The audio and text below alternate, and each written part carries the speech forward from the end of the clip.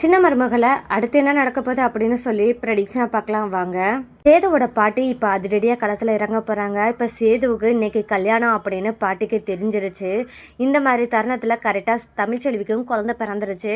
அப்போ இனி இதுக்கு மேலே சேதுவோட வாழ்க்கையில் இன்னொரு பொண்ணாக கண்டிப்பாக வரவிடக்கூடாது, என்னோட பேத்திக்கு கிடைக்க வேண்டிய உரிமை கிடைச்சே ஆகணும் அப்படின்னு சொல்லிட்டு நம்ம பாட்டி போராட போகிறாங்க. அது எந்த மாதிரி போராட போகிறாங்க அப்படின்றத வீடியோவை ஸ்கிப் பண்ணாமல் பார்த்து தெரிஞ்சுக்கோங்க. என்னதான் இருந்தாலும் தமிழ்ச்செல்வி எனக்கு வேணாம் அப்படின்னு சேது வெறுத்து ஒதுக்குனாலும் இப்போ தமிழ்ச்செல்விக்கு ஒரு ஆபத்துனா சேது வந்து தான் நிற்பாரு அப்படின்றத கரெக்டாக நிரூபிச்சிட்டாரு.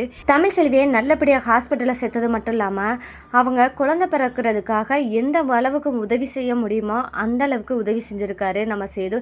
இந்த மாதிரி தருணத்தில் தான் சேது கொஞ்சம் கொஞ்சமாக ரியலைஸ் பண்ணுறாரு, நம்ம அப்பாவை ஆக்கிட்டோம். அது மட்டும் இல்லாமல் அந்த குழந்தைய தூக்கணும் அப்படின்னு நினச்சாலும் மனசை ஏற்றுக்காம நம்ம சேது தவிக்கிறாரு. என்னதான் இருந்தாலும் தமிழ்ச்செல்வி தன்னோட அப்பாவுக்கு செஞ்ச துரோகத்தை நினச்சி ரொம்பவே ஃபீல் பண்ணுறாரு. அதனால் குழந்தைய தூக்காமே போயிடாரு.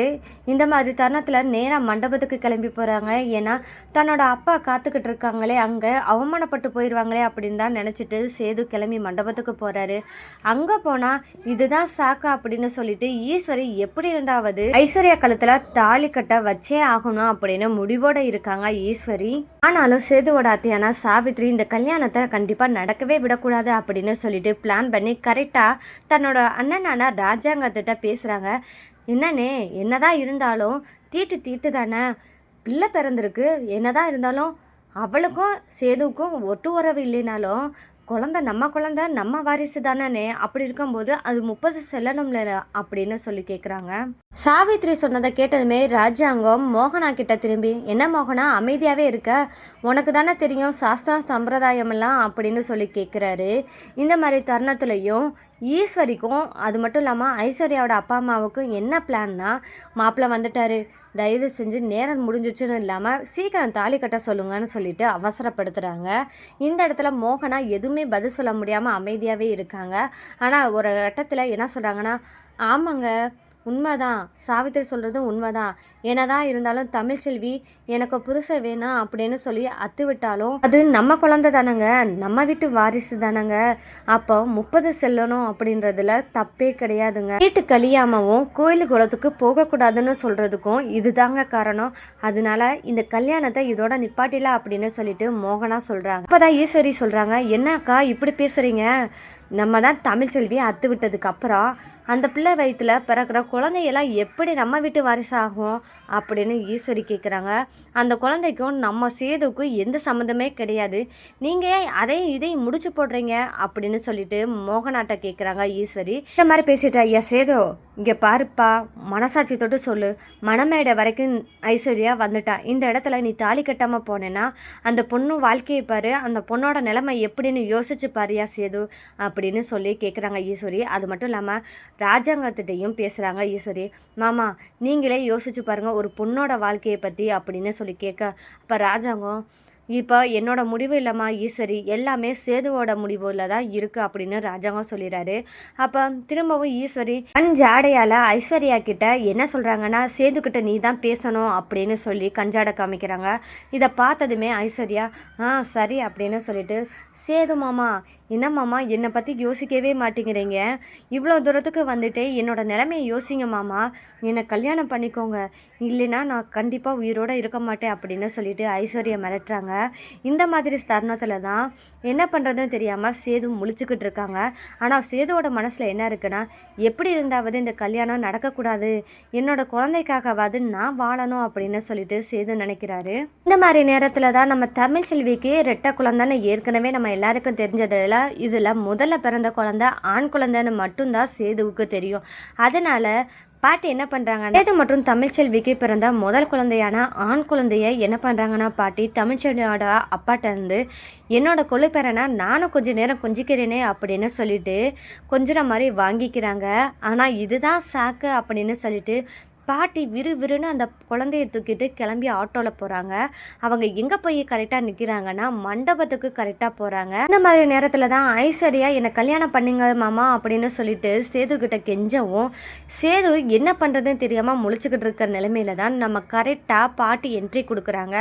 இந்த இடத்துல பாட்டி என்ன சொல்கிறாங்க, டேய் நிறுத்துங்கடா உங்கள் கல்யாணத்தை அப்படின்னு சொல்லி பாட்டி சொல்கிறாங்க. அப்போ தான் சேது திரும்பி பார்க்குறாங்க. என்ன பார்த்தா அப்படின்னு சொல்லி பார்க்கும்போது தான் கையில் குழந்தையோட வராங்க. நம்ம ராஜாங்கமும் மோகனாவும் கையில் குழந்தையோட வந்திருக்காங்களே பாட்டின்னு சொல்லிட்டு பார்த்து ரொம்பவே சந்தோஷப்படுறாங்க.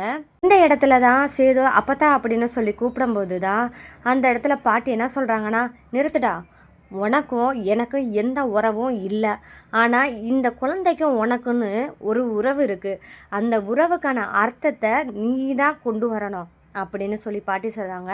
இந்த குழந்தைக்கான உரிமை நீ தான் கொடுக்கணும், இந்த குழந்தைக்கு உண்டான நியாயத்தை நீ தான் கொடுக்க முடியும். ஐயா ராஜாங்கம், உனக்கு இது நாள் வரைக்கும் நல்லது கெட்டது எடுத்து சொல்லி கொடுத்தவன் நான், அதில் உனக்கு நல்லது எது கெட்டது எதுன்னு நல்லாவே தெரியும். இந்த இடத்துல இந்த பச்சை குழந்தைக்கு நீ என்ன பதில் சொல்ல போகிற? இது நம்ம வீட்டு வாரிசியா, இந்த வாரிசுக்கு எந்த குறைவு இல்லாமல் நம்ம பார்த்துக்கிறணும். இப்போ சேதோ, நீ இன்னொரு கல்யாணம் பண்ணணும்னு நினைக்கிறியே, இது எந்த விதத்தில் நியாயம்? இந்த பிள்ளைங்க நீயே பிடி, இந்த பிள்ளைக்கு உண்டான நியாயத்தை நீ என்ன முடிவெடுக்கிறியோ அதில் தான் இருக்குது. இந்த சமயத்தில் தான் இந்த கிழவி கரெக்டாக காரியம் நடக்கிற இடத்துல கரெக்டாக வந்து கரடி மாதிரி புகுந்துட்டாலே எல்லாத்தையும் கெடுக்கிறதுக்கு அப்படின்னு சொல்லிட்டு ஈஸ்வரி நினைக்கிறாங்க.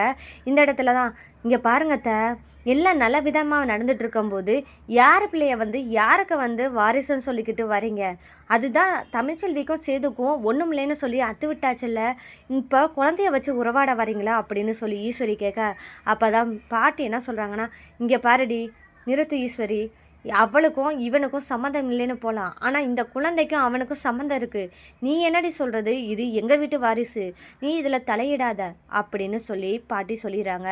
அப்போ தான் ஈஸ்வரி என்ன சொல்கிறாங்கன்னா, சேதுக்கிட்ட, ஐயா சேதோ, தயவு செஞ்சு இந்த குழந்தைய நீ ஏற்றுக்காத, எவபத்த பிள்ளைக்கு நீ ஏன்பா அப்பனா இருக்கணும் அப்படின்ற மாதிரி கேட்குறாங்க. ஈஸ்வரி கிட்ட இந்த வார்த்தையை கேட்டதுமே நம்ம சேதுவுக்கு ரொம்பவே கோபம் வந்துருச்சு. என்னது நம்ம வீட்டு வாரிசு இல்லைன்னு நீங்கள் எப்படி சொல்ல போச்சு? அது என்னோட குழந்தை, இது நம்ம வீட்டு வாரிசு தான் அப்படின்னு சொல்லி சேது சொல்கிறாங்க. எவ பெத்த பிள்ளையோ அவள் என்னோட பொண்டாட்டி, என்னதான் இருந்தாலும் அவள் என்னோட பொண்டாட்டி, அவள் பெத்த பிள்ளை தான் என்னோட பிள்ளை அப்படின்னு சொல்லிட்டு சேது சொல்கிறாங்க. இதை கேட்டதுமே ஈஸ்வரி சாக்காக்குறாங்க. அந்த இடத்துல தான் நம்ம சேது ஒரு முடிவெடுக்கிறாரு. அப்பா என்னை மன்னிச்சிருங்க, நான் ஐஸ்வர்யாவை கல்யாணம் பண்ணணும் அப்படின்னு முடிவோடு தான் இருந்தேன். எனக்கு தமிழ்ச்செல்வி வேணான்றதுல அந்த முடிவுலையும் உறுதியாக இருக்கேன். ஆனால் இப்போ எனக்கு குழந்தைன்னு ஒன்று வந்துருச்சு, அந்த குழந்தையோட நிலைமையை பாருங்கப்பா, இது என்னோட குழந்தைப்பா, எப்படிப்பா இந்த குழந்தைய விட்டுட்டு நான் வேற ஒரு பொண்ணு காலத்தில் தாலி கட்டி குடும்பம் நடத்த முடியும்? நீங்களே சொல்லுங்கப்பா, எனக்கு மனசாட்சி உறுத்துது, என்னோட குழந்தைக்கு நான் அப்பாவாக இருந்துட்டு போகிறேன் அப்படின்னு சொல்லிட்டு சேது சொல்கிறாங்க. என்னோட முடிவில் இப்போ மாறினதுக்கு என்னை மன்னிச்சிருங்க அப்படின்னு சொல்லிட்டு, நான் இனிமேல் என்னோட குழந்தைக்காக வாழணும்னு ஆசைப்பட்றேன் அப்பா, இந்த முடிவில் நான் உறுதியாக இருக்கேன் அப்படின்னு சொல்லிட்டு என்னை மன்னிச்சிருங்க அப்பா, இந்த அளவுக்கு கூட்டிகிட்டு வந்து உங்களை அசிங்கப்படுத்திட்டேன்னு மட்டும் நினைக்காதீங்க அப்படின்னு சொல்லிட்டு மன்னிப்பு கேட்குறாரு சேது. இந்த இடத்துல தான் ஐஸ்வர்யா கிட்டேயும் போய் மன்னிப்பு கேட்குறாரு. உன் மனசில் ஆசை வளர விட்டு இந்த மணமேடை வரைக்கும் வர வச்சதுக்கு என்னை மன்னிச்சிரு ஐஸ்வர்யா அப்படின்னு சொல்லி மன்னிப்பு கேட்குறாரு. இனி ராஜாங்க என்ன முடிவெடுக்க போகிறாரு? அந்த குழந்தைய அவங்க வீட்டு வாரிசாக ஏற்றுக்க போகிறாரா, இல்லை சேதுவை ஐஸ்வர்யா காலத்தில் தாலி கட்டணும்னு சொல்ல போகிறாரா அப்படின்றதாங்க இனி வரப்போகிற எபிசோடில் ட்விஸ்ட்டாக இருக்க போது. இந்த மாதிரியான சுவாரஸ்யங்களை நீங்கள் தெரிஞ்சுக்கோன்னா மறக்காமல் நம்ம சேனலை சப்போர்ட் பண்ணி ஆதரவு தெரிவிங்க. மீண்டும் சந்திப்போம்.